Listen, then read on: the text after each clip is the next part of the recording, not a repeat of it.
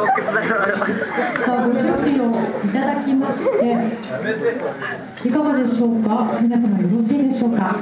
それではまずはお祝いのメッセージからお願いします。しゅんくん、はるなちゃん、本日はご結婚おめでとうございます。ありがとうございます。一生懸命やるので楽しんでください。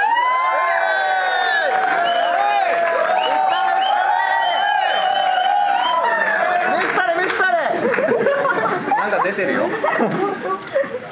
ワイパイ。